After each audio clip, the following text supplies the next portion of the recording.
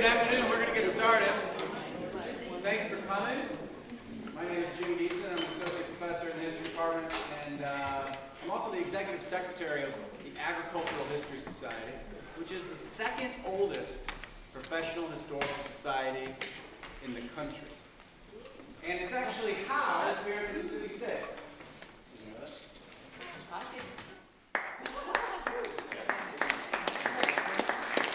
We will be celebrating our 100th year in 2019. We were founded in 1919. And it is a professional historical society that is housed here in Mississippi State. So if you ever want to visit us, we're over in Allen Hall. Come see us. Let's see. So this occasion marks our annual meeting where we have officers from the Agricultural History Society from schools all over the country, and the program committee, which is the group of people who determine who's going to present at our conference, which is in the summer. Anyway, we have all these people here at Mississippi State, and we have a couple days of meetings. And part of that is this occasion, which is having the president of the Agricultural History Society give us her presidential address. It's a little sort of preview of the presidential address. She'll actually deliver it in June at our annual meeting in Grand Rapids, Michigan. Mark that calendars. And this is the preview. So it's my honor this afternoon to introduce our speaker, Kathy Jellison. Dr. Jellison is a native of Garden City, Kansas. She received her PhD from Iowa University, where she studied with the groundbreaking and important women's historian named Linda Kerber. And then she graduated from Iowa and worked at the University of Memphis for a while, and has since then been at Ohio University in Athens, Ohio, where she's now professor and department chair.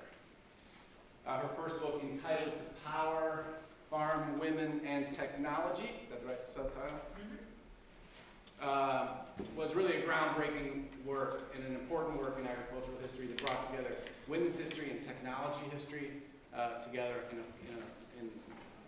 on the farm. And her most recent book is called It's Our Day, America's Love Affair with the White Wedding. So this afternoon she's going to talk about farm masculinity in World War II. Get your farm in the fight. Help me welcome to Mississippi State, Dr. Jellison.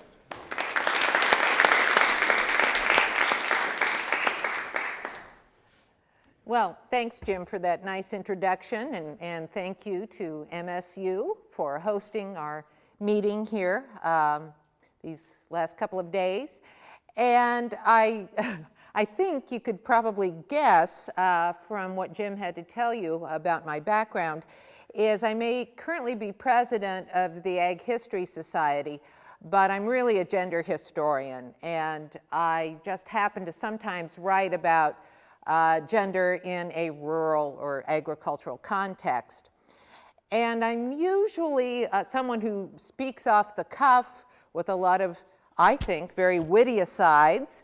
I'm going to be more formal today because I want to stick to the time limit. And also, this is material that I'll be talking about this afternoon that's brand new. I just finished these comments Tuesday night, so I don't know them like the back of my hand. And I really am taking this as an opportunity for a dress rehearsal. So I'm going to formally read my comments, but I do have some stirring visuals. I hope they will be. And I would appreciate any and all questions and comments. And Jim's student assistant, Erin, is taking notes.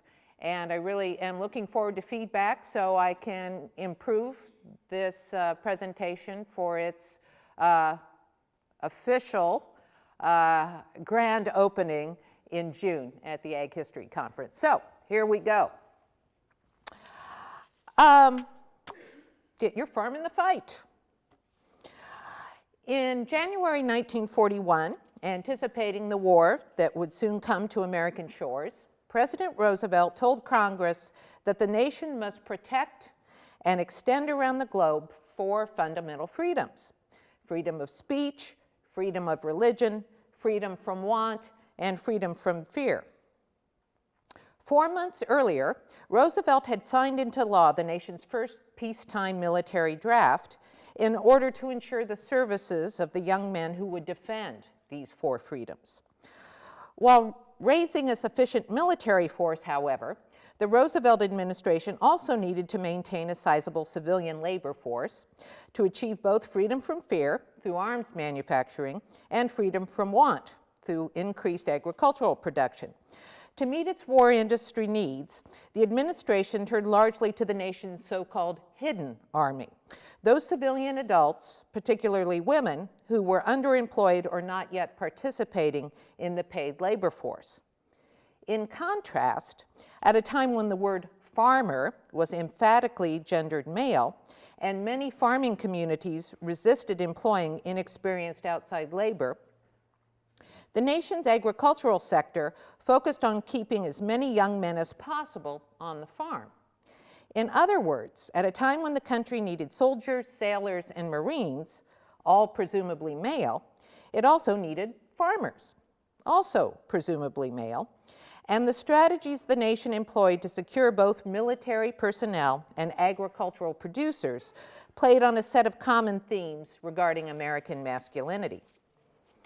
In his 1943 book, The Farmer Citizen at War, Howard R. Tolley, head of the U.S. Department of Agriculture's Bureau of Agricultural Economics, or the BAE, set forth the farmer's daunting tasks for achieving freedom from want. Feed the nation's civilian population at home and its military personnel at home and abroad, feed America's British, Soviet, and other Lend-Lease partners, provide the fibers that would go into millions of military uniforms and the leather used in millions of boots, and raise the corn, sugar, soybeans, and peanuts that would be processed as alcohol and oils for use in the munitions industry. As Tolley acknowledged, their country was asking American farmers to achieve these ambitious production goals at the very time they were, in his words, facing their greatest difficulties in meeting these responsibilities. After all, he noted, labor was scarce because, again in his words, boys have been rolling off the farms to fight all over the world.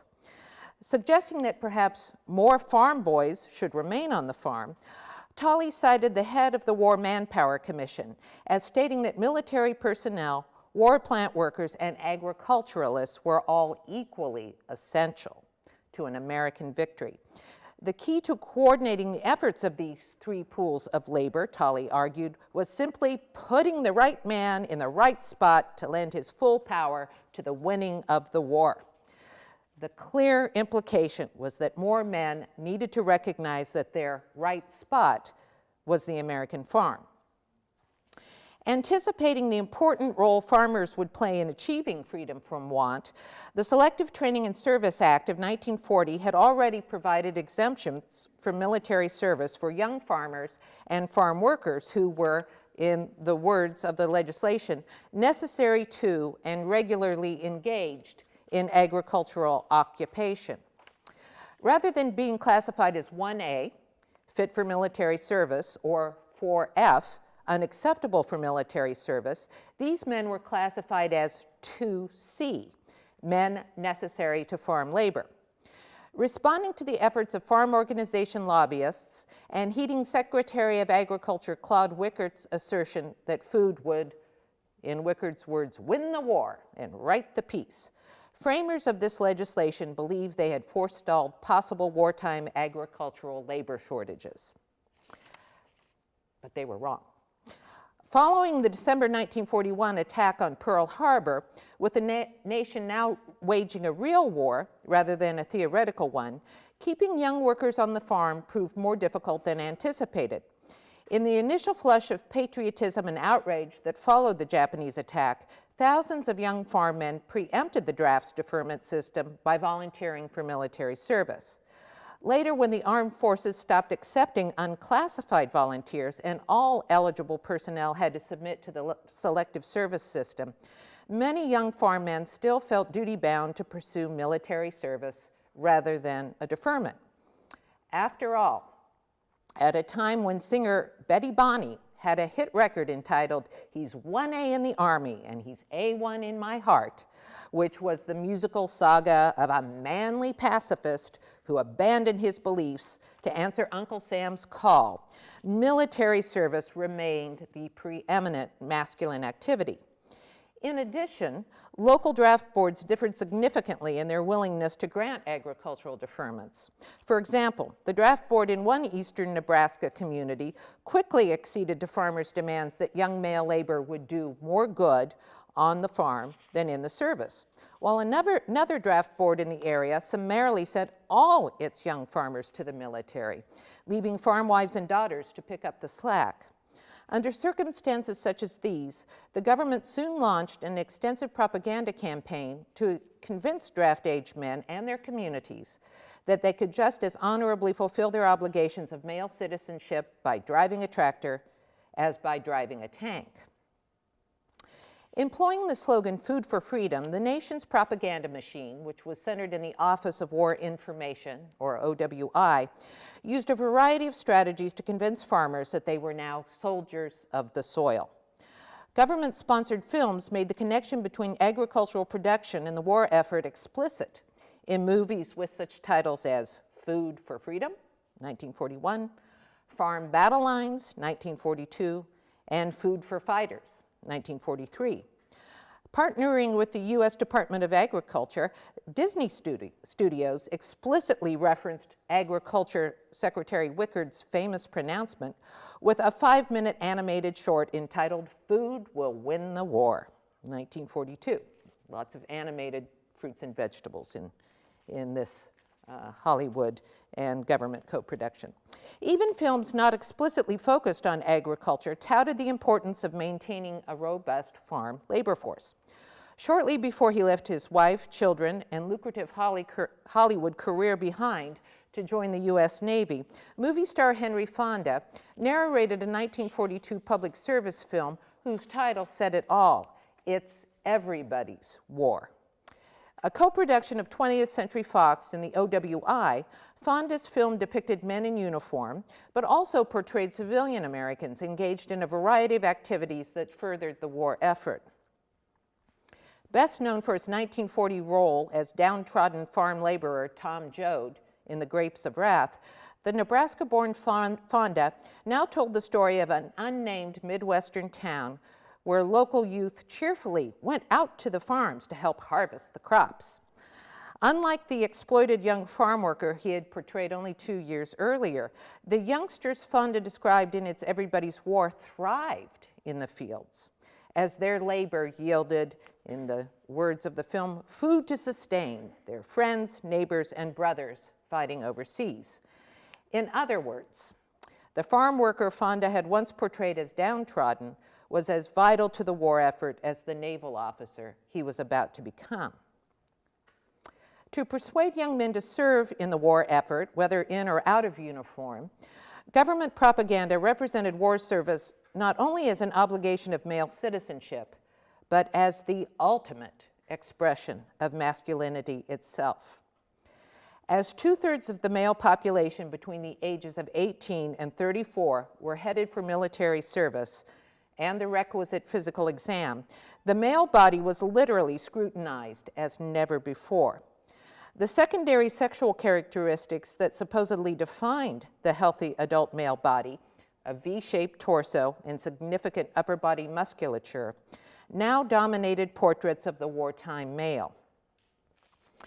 In contrast to the disheveled, forgotten man that had been portrayed in Farm Security Administration, or FSA, photographs in the 1930s, the wartime man was at the height of his physical powers, whether as a soldier or as a farmer. At a time when the government and popular culture portrayed the national crisis as everybody's war, and even Hollywood's masculine ideal, box office king Clark Gable, was volunteering for military duty, the dominant visual representation of the American male at war resembled the typical Gable character on screen: handsome, sturdy, self-confident, and ready for a fight. Wartime poster art encouraging young men to serve in the military, the war plant, or the farm field presented hyper-masculinized images of the male body that were meant to represent not only the strength, power, and resolve of American men, but of the American nation itself. The idealized men portrayed in this artwork shared some dominant characteristics. They were white, broad-shouldered, and their bared, well-muscled forearms were ready for action. Sometimes their forearms were visible because they were either shirtless or their sleeves were in tatters due to their arduous work. More frequently, however, their forearms were bared because they had rolled up their sleeves in anticipation of strenuous labor. Figures in military recruitment posters frequently struck this pose, perhaps most famously in this image by illustrator James Montgomery Flagg. And this was artwork for recruiting men into the World War II era Marine Corps. Poster artists also bared male forearms to promote increased agricultural production, however, and the important work of the wartime farmer. A poster calling on farmers to raise more sugar beets, for instance, emphasized the muscular physique of a fighting man whose heroic leadership of a bayonet charge was fueled by American sugar. In their quest to promote increased agricultural production, poster artists often characterized the farmer himself as a fighting man. One widely circulated poster, showed here, pictured the American farmer with the stereotypical broad shoulders and muscular forearms as he displayed baskets filled with tomatoes, potatoes, and corn that would feed the nation's servicemen and allies abroad. As the young farmer stood against a backdrop of warplanes, a battleship, a smoke-belching munitions plant, and his own farm fields, the poster exhorted other farmers to get your farm in the fight. In an environment where male brawn was associated with successful agricultural production, even Uncle Sam was no longer the stern, wizened old man who had pointed out of James Montgomery Flagg's recruitment posters during the previous World War. While still sporting a gray beard, he now also had matinee idol looks, a farmer's sun-drenched, chiseled face, and the ubiquitous rolled-up sleeves and muscular forearms in a poster alerting farmers to the agricultural census in early 1945 that would gauge, in part, how efficiently farmers had used available resources to expand crop production. The single-file lines of tractors, cattle, and shocks of grain in the poster's background resembled battle tanks coming off the factory production line. Another reminder that farm production was war production, and that the farmer was as vital to the war effort as any American man. Inevitably, the creators of this type of publicity made their way to America's idealized garden spot, Lancaster County, Pennsylvania. For generations, observers had touted the county's fertile soil and its inhabitants' efficient farming methods. Only 5 months before the Japanese attack on Pearl Harbor, in a heavily illustrated July 1941 National Geographic article, writer Elmer C. Stauffer had paid tribute to Lancaster County as the nation's premier agricultural district. Numerous color photos of expansive farm fields and bushels of fresh produce had provided readers with ample evidence of the county's agricultural bounty. But it was Stauffer's sensuous descriptions of items for sale at a local farmer's market that drove the point home. And listen to this language. Look at those apples, shining as though individually and painstakingly polished. Crisp, cool lettuce, having a handled with white gloves freshness about it.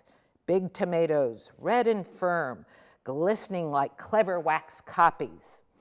Gourds and pumpkins, fresh and full, glowing like plump children just out of the tub. A little problematic there by our standards today. I'm not saying he was a perv, but putting children in this sensuous description probably strikes us as a little odd today. Anyway, Lancaster County's fertile landscape and agricultural bounty may have provided a perfect backdrop for images of freedom from want, but many of its most successful agriculturalists were not men prone to conceive of themselves, even metaphorically, as farmer warriors. The county's most celebrated farmers were, in fact, religious pacifists. members of its sizable Mennonite and Amish communities, whose young men were allowed access to conscientious objector status or non-combatant military service under the aforementioned 1940 draft law and its 1941 follow-up legislation. That reality, however, did not deter the OWI from focusing on these farmers. In fact, these descendants of Swiss and German religious protesters fit an ideal profile. Their European ancestry and their unique religion, which taught that farming was a divinely ordained way of life to be passed on from father to son, made Lancaster County largely a region of white male farm operators, the population targeted in most wartime publicity. Filmmakers from the OWI and Columbia Pictures, in fact, used Lancaster County as the setting for a propaganda film that cheered on the farmers' heroic effort to feed the war effort. Filmed, excuse me, Freudian slip, filmed in November 1942 and released in March 1943, the film, Farmer at War, spent most of its 9 minutes showing local farmer Moses Zimmerman at his daily chores as the narrator shared some staggering national statistics. Farmers had produced a record quantity of milk in 1942 and were planning to produce 2 billion more pounds in 1943 because, as the narrator said, the U.S. had to send so much powdered milk overseas. The Department of Agriculture had set goals for 28% more chickens, 9% more eggs, and according to the narrator, and still not enough, and 10% more meat and 100 million hogs with 10 more pounds on every one of them. So the narration to this film is talking about the records that have already been broken in American agricultural production, and they need to be absolutely shattered within the next year. So very much pointing out we have to have more and more and more production on American farms. The narrator, however, successfully avoided identifying Zimmerman as a Mennonite, even as the film clearly showed his wife, Amanda, wearing a Mennonite head covering. And while the narrator discussed the issue of farm labor shortages, he never bothered to explain whether a farm deferment or his conscientious objector status allowed 22-year-old Vernon Zimmerman to remain out of uniform and farming alongside his father, Moses. As Vernon's sister Ruth later noted, her Mennonite father and brother did not view their participation in a war propaganda film as ironic, but instead saw it as consistent with their religious beliefs. In their minds, Farmer at War simply highlighted the Zimmerman's life-affirming act of growing more and different crops to feed hungry people, whether those in need were, in Ruth's words, soldiers or not. The idea is you feed hungry people, regardless of whether they're in uniform or civilian clothing. Lancaster County was also one of the locations where Roy Stryker sent members of his famous FSA photography unit, although now they were working for the OWI. He sent them there to create pictures that explicitly emphasized the idea of abundance, in Stryker's own words, and these images were to celebrate freedom from want. In November 1942, as filmmakers were shooting Farmer at War, Stryker employee Marjorie Collins traveled through Lancaster County taking a variety of pictures. She took pictures of a hybrid corn test field. She took pictures of a local marketplace filled with fresh fruit and vegetables. And she took several pictures of a heavily laden Thanksgiving dinner table. She also illustrated freedom from want by focusing on the well-nourished bodies of Lancaster County residents. Although Collins primarily, as one would guess, photographed women, children, and older men, she occasionally trained her lens on the healthy young adult male body. A few of these images were of men in uniform home on leave, but others were of men who, at least temporarily, were doing their part for the war effort as civilians. Most frequently, these were men involved in some aspect of food production. The captions that Collins created for her pictures of young men out of uniform typically noted that these Lancaster County residents were performing vital home front service. In the captions for a series of photos that Collins took of this man, 30-year-old Henry G. Lutz, she took these pictures as he was butchering a steer, and she explained in her captions that while 2 of his brothers were already in the Army, Lutz had been deferred so that he could continue to help in his father's butcher business and slaughterhouse. Her pictures showed Lutz with his sleeves rolled up, using his muscle power to ensure freedom from want. His weapon may have been a meat cleaver rather than a bayonet, but Lutz was fulfilling his wartime mission with the same resolve as those who directly engaged the enemy in battle. A photo that Collins took at a local war plant further established the premise that a draft-age man could remain on the Lancaster County home front and still serve the war effort. While visiting a converted animal trap factory that now produced armor-piercing bullet cores and other war essentials, Collins dutifully photographed the women and elderly and disabled men who labored there. She also photographed an able-bodied lathe operator and Peace Church member named Raymond Newswanger, the man in this photo, whose race, clean-cut looks, and well-muscled forearms resembled those of the all-American boys featured on the era's military recruitment posters. Collins' caption for the photo identified Newswanger as a 30-year-old Mennonite who until recently had, in her words, like most Mennonites, been a farmer, but now served the war effort in a new capacity. Only 2 months before Collins snapped Newswanger's picture, Secretary of Agriculture Wickard had told Congress, "Food is just as much a weapon in this war as guns." As Collins' caption for the Newswanger photo indicated, however, the Mennonite Church disagreed with the Secretary of Agriculture's assessment. While Newswanger's earlier service as a farmer was life-affirming, his transition to munitions maker, probably for the high wages he could earn in arms factory employment, well, this situation would not sit so well with his co-religionists. And as he told Marjorie Collins, he hoped his church wouldn't find out about his war plant employment. And I've always found this interesting because she put this in the caption when the photo's displayed. Here's a young Mennonite who hopes his church won't find out he's working in a war plant.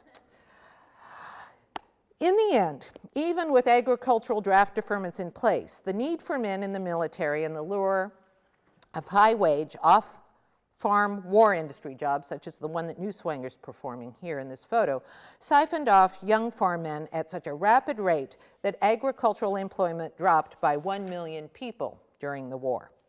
Stopgap measures, employed most frequently in busy harvest seasons, included the use of Jamaican and Mexican migrant laborers, Italian and German prisoners of war, interned Japanese Americans, and urban women and teenagers.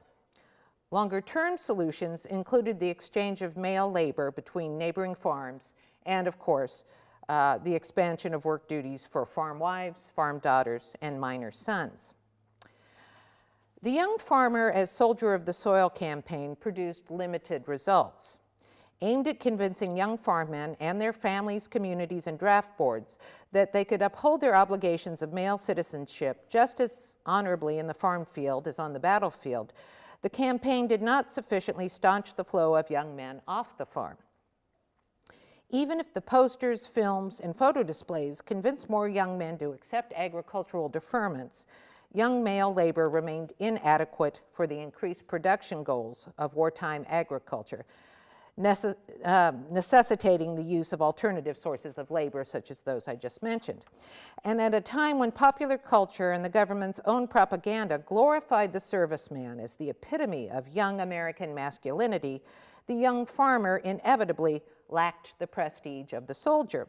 The point of reference in publicity encouraging young men to stay on the farm was always the serviceman. The man in uniform was the gold standard against which the food producer was always measured.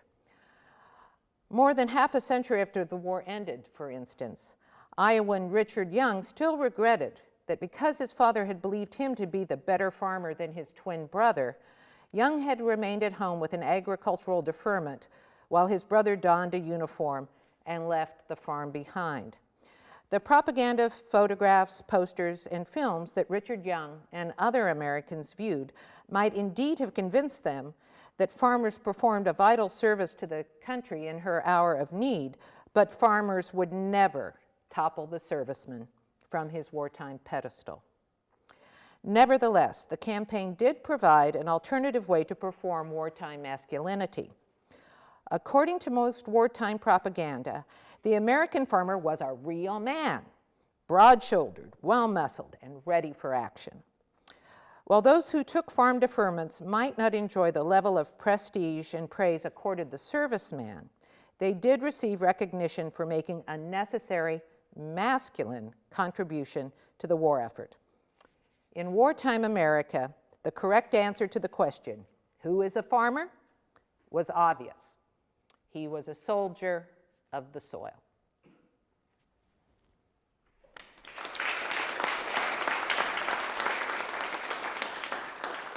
And see, Charisse, I tied in the theme of our upcoming conference. Who is a farmer?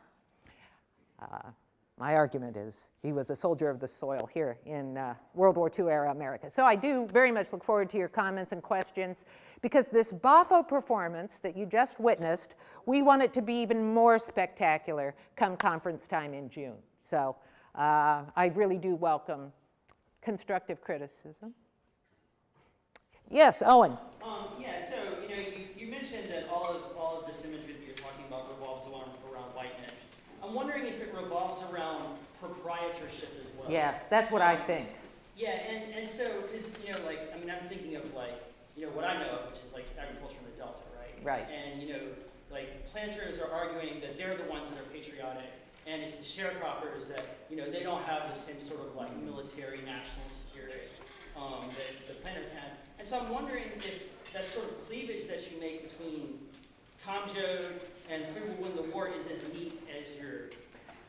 Probably it isn't, but it was clever because I could refer to Henry Fonda in a couple of different guises. But I think you're right, and I think that is something that I can certainly boost in the final version of this, because I think I'm right, but correct me if I'm wrong. I think that one of the reasons always gravitating to Lancaster County in much of this propaganda was because it is primarily white farm proprietors, and that is the target audience. These are the people who have the most decision-making power in American agriculture. So I think actually I had written that sentence where I juxtaposed Tom Joad to these kids who are going out in any town USA. I think I made that distinction a little more clearly in the original version. But again, I was trying to be snappy and clever with that sentence, but I think that's an excellent point. So I will take your suggestion on that matter. And I think it also strengthens my case then probably for why Lancaster County, because it is. I mean, this is these folks' entire cultural tradition. You are a farm owner. That's what God wants you to be. You farm the land, you do well by the land, and you pass it on to the next generation, because this is a sacred, divinely ordained way of life. So they thought God was on their side. Of course, they're going to be, and they're white, so and they're landowners, so they fit the ideal profile very well. Yes? Thank you for your talk. I'm curious as to how gender crops come into the conversation in terms of whether or not the men who are being conscripted or being asked to get back to their country are inevitably planting vegetables and food crops. And in many ways, I think that's gendered, and I wonder if that comes out in your research or in any of the... I think that's a good point, because, and I could do more with that ultimately in whatever I end up doing with this project, because there really seems, in the propaganda I've looked at, to be two strains. There is women mind your victory gardens, and male farmers, farm what or would typically be your cash crops. And so, yeah, it's the posters, the films that are promoting more fruit and vegetable isn't as cash crop, but instead as victory gardens. And for urban people as well as rural people. And there's a big, some of the propaganda goes like this. Urban people and people living in towns need to have their victory gardens because the male farmers should be out there not growing your fruits and vegetables. They should be focusing on the sugar beets, the wheat, the dairy production, because it's so much more important we get that out there to our fighting men, to our allies, to our Lend-Lease partners. And then as the war, after D-Day, then there's a lot of discussion of also now, that the Allies will be occupying parts of Europe, that food needs to go to those portions of the map that we've rescued from the Nazis. So I think you're right, and that is something I could follow up, the genderedness of crops. Yeah, very good point. See, I knew this crowd would give me brilliant ideas. Yes, ma'am. At the end of your presentation, you said that the propaganda wasn't able to stem the flow of men coming off the farms, and there still weren't enough to do the cash crop farming. I was wondering if that flow was the voluntary flow that happened at the beginning of the war, or what the draft demanded. Yeah. I played up the voluntary flow at the beginning because there had not been that expectation with that 1940 draft law. The framers, with a lot of input from farm state members of Congress and various agricultural lobbying groups, they were terribly afraid of this labor shortage developing. And so they thought, well, we put out this opportunity for farm deferments. Of course, those will be taken up. And especially before they started saying everyone had to go through the selective service process and be classified. Guys were leaving the farm and leaving all walks of life, rushing to join up. And then there was something that hadn't been factored in as then the rules changed and everyone has to go through the selective service process, which is local draft boards had a heck of a lot of say-so. And that one example I gave from Nebraska, was one example. I could give many others. In one county, they may be saying, we're going to give farm deferments to every young guy who comes by. We have the backing of our local community. They really want to keep these young guys here. And then draft boards, the next community over might have a different take on things. Oh, well, we'll just teach our wives and daughters to drive the tractors. We'd rather our young men. We think they can do it, but they can do more for this cause if they go into the military. So it is a function, that loss of young adult male labor is a function of the entire war period. First flush of enthusiasm and patriotism with volunteers, and then subsequently when even the volunteers had to go through the selective service system, and then those who waited. My dad, I oftentimes tell my students that they're so lucky that my dad got drafted off the farm the last year of World War II, off the farm in Kansas, because that started, my family's tradition of going to college, because he came back, and had the GI Bill, and I said, yeah, I wouldn't be standing here today. And then I always look around, well, are they kind of disappointed that my dad was drafted off the farm during the last year of the war? I wouldn't be standing here torturing them in class right now. But I really think there were guys like my dad who, he graduated high school 1 month and he's drafted the next month. I think he would have stayed forever. And he said he always wanted to be a farmer. That's all he ever thought about doing. Then when he's drafted and goes into the Army, he never wants to go back. And that was a huge fear that a lot of farm families had. Just what happened to my dad. He never did come back and be a farmer.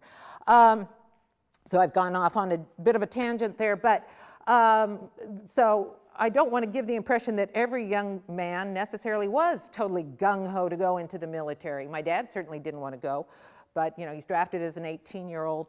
And you know, he's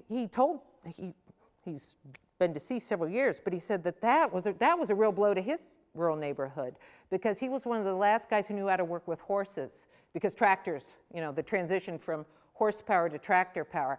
And he said when he was taken in the draft that there were a lot of disappointed farm owners in his neighborhood, because he was one of the last young guys who knew how to work with horses.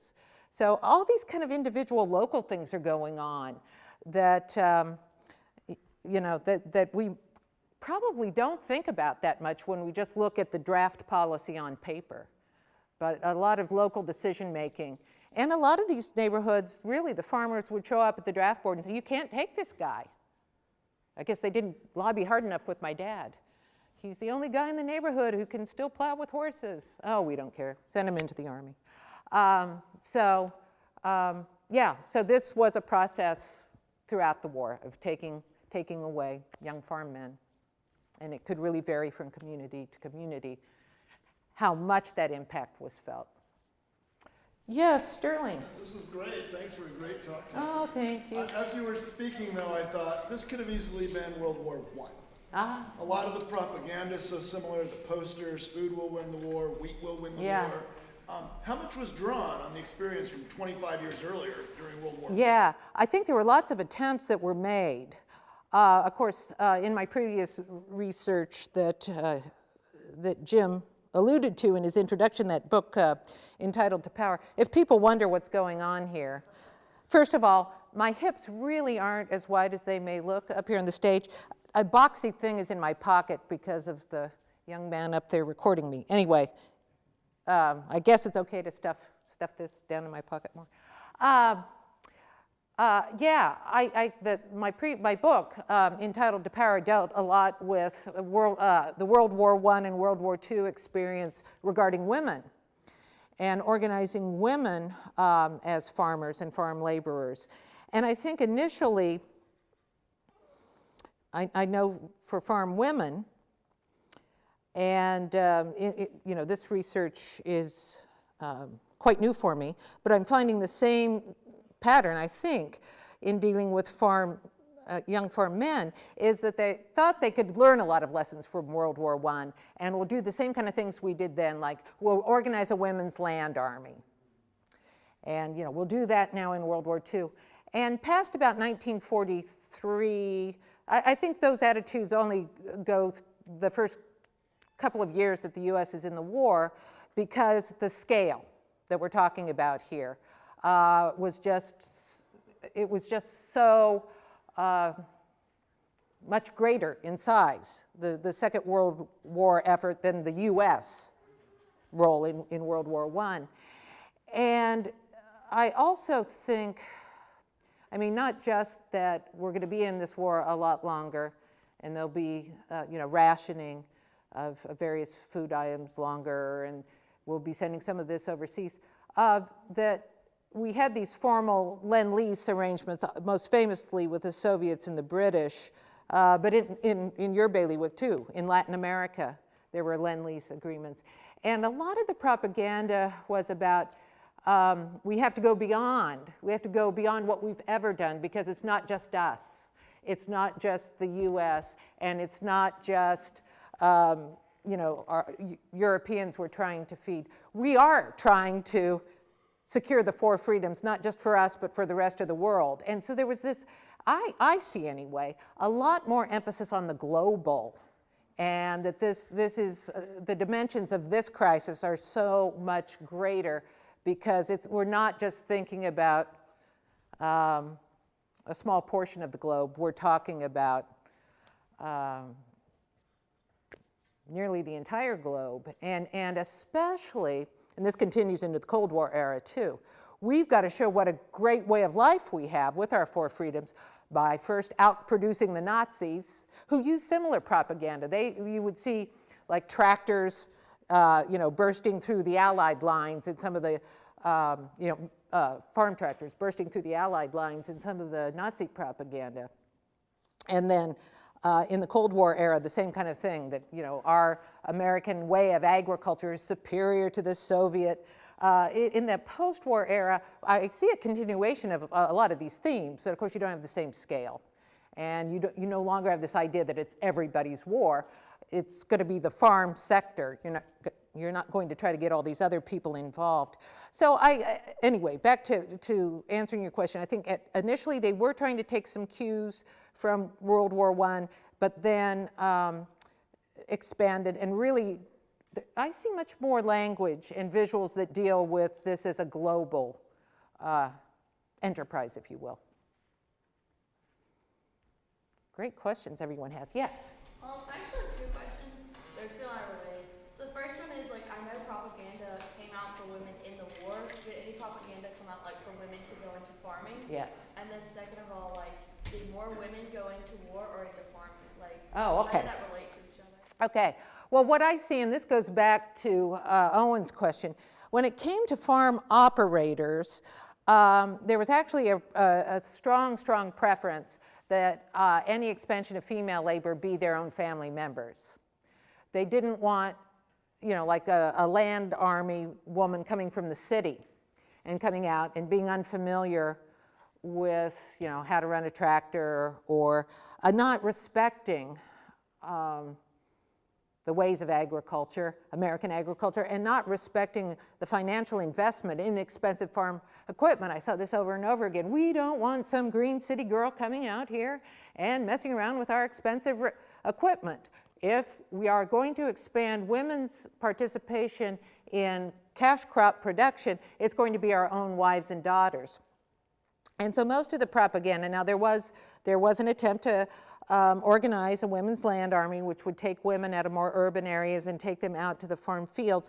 This saw its greatest success in truck farming and orchards, and this kind of scenario where you just needed a lot of hands out there, and you could do more hand labor, especially fruit picking.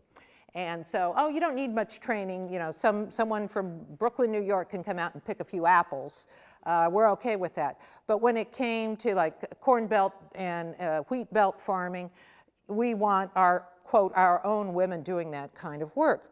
So during the war, some of the major agricultural machinery businesses, International Harvester, John Deere, had advertisements that would show sort of a rural Rosie the Riveter, with the bandana around her head and driving a tractor. And one of my favorite posters, well, there's one where she's flashing the V for Victory sign, but there's a John Deere advertisement where the John Deere tractor driver is also flashing the V for Victory. So she's, driving the tractor, and she's driving down the field one way, and on the highway going in the opposite direction is a troop truck filled with GIs, and she flashes the victory sign and they flash it back to her. Oh, they're all working where they can. It's everybody's war, after all. And International Harvester had an advertising campaign where they showed, this was a drawing, this John Deere ad I just described, where they showed photographs of farm daughters driving International Harvester equipment. And in cities, in some of the Farm Belt states, International Harvester set up tractor driving schools and this kind of thing. I think it's more publicity stunt than anything. But the idea was the preference is for farm women, not outsiders, but farm women to take up a bigger slice of the farm production pie, which is another reason why I think propagandists kept coming back to Lancaster County, Pennsylvania, because a lot of the Anabaptist, Amish and Mennonite women there had continued to have a central role in agricultural production, as opposed to some other more mechanized farming enterprises around the country. So now, there was a great deal of propaganda that was out there encouraging young women to volunteer for the various military organizations as well. And it was different from today's military. They were separate women's organizations within each branch of the service, and they were volunteers. Women weren't subject to the draft. And I would say it's difficult to compare the two. There was a very successful effort to build numbers in these women's organizations within the military branches, but they were doing non-combatant work, of course. They were doing communications work. They were working as drivers. They were doing office work. And they were, so we have solid numbers. And the Army had the biggest, the WACs. The Waves, which was the Navy organization, was next. The Marine Corps had their organization. The Coast Guard had their organization. And then there was a group called the WASPs, who were not formally part of the military, about 1,000 women pilots who ferried planes from one air base to another and sometimes towed targets for people, for military men to do target practice. And they didn't, so that's in the World War II period. The WASPs were not officially accepted into the US military until 1977, so way after the fact. So anyway, I could count up all of these women who are recruited into the military, or in the case of the WASP, the quasi-military. It's more difficult to count the women who are recruited to either go into farm work as a first-time thing, or the more typical situation, expand the kind of work they were already doing on farms. So I would say if we were going to count things up, the military would win out, because statistically the women we can keep track of best are these land army women. And they aren't the typical women who are involved in farming during the war. Yes? I know that many immigrants from Europe were basically concentrated around urban centers, but I'm wondering, for example, and I imagine, I heard a couple of about a couple of stories in Michigan about farmers of German descent during this period. So I was wondering if this propaganda effort affected also or isolated these farmers, or there was some suspicion or. Back to Sterling's question about World War I, that was much more common in the World War I era. By the time you get to World War II, and again, Dr. Jellison's famous life in Kansas. I grew up in, although my family are Scandinavian, I grew up in a predominantly Germans from Russia community. And by the time you get, and my husband's family is all German, and by the time you get to World War II, there was enough time here, stateside, that there wasn't that kind of suspicion of people of German ancestry as farm people. But that had still been the case during World War I. What I find particularly interesting, and I think this ties into all this propaganda coming out of Lancaster County, is that these folks, their first language is a German dialect. And I've wondered if part of this Farmer at War film that centers on this guy, Moses Zimmerman, whose first language is Pennsylvania Dutch, a dialect of Plattdeutsch. I've wondered if part of the message that the OWI is trying to get out in that film is, well, we don't have to be suspicious of German speakers anymore. They really are one of us. Because the film, and some of you have seen it, I feel like it's been part of my dog and pony show for years. I've shown this at a couple of, the whole film at a couple of different conferences, including at the Ag History Conference. And the film starts by talking about the German ethnicity of that county, and shows that these German speakers have been here since the time of the American Revolution. And really, I think, so maybe one sub-theme of that propaganda film is, hey, they may have come from German-speaking parts of Europe that are now controlled by the Nazis, but look, they've been around since the time of the American Revolution here. It's time that we stop being suspicious of people of German ancestry and German speakers. So I don't see that kind of backlash against people of German ancestry who are Americans at this time. And in fact, some of these German prisoners of war, I think they are. I think some of them maybe do end up like in blueberry farms and places like this up in Michigan. And because again, it's mainly the crunch time is harvest time, and especially for fruits. We got to get whatever people can get in there and harvest these fruits before they spoil. And some of what I have found is that there is, it's sad to say, that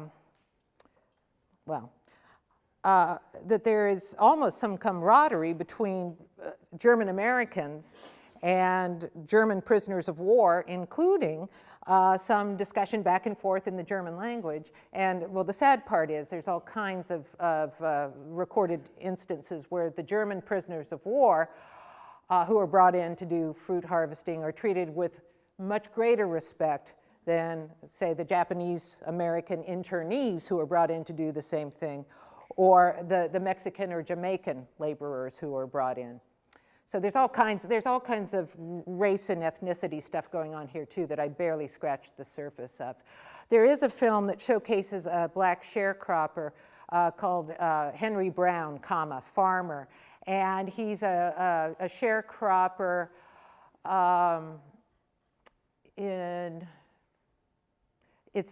they say he's in Georgia, but the film is kind of loosey-goosey, would be the technical term.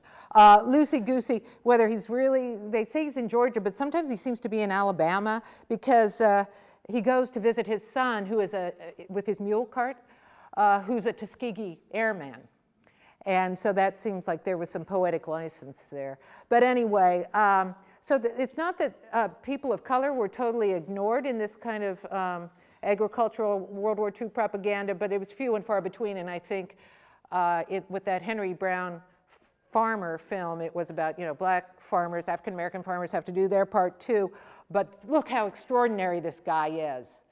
They say he's only 38 years old, so I'm not sure how he has a son, maybe he does, who's had some college and is an officer in the Tuskegee Airmen. I think there was some poetic license going on there, but the idea is, wow, look, here's this impoverished man who has a son who's on his way into the middle class, He has some college education, he's a Tuskegee Airman.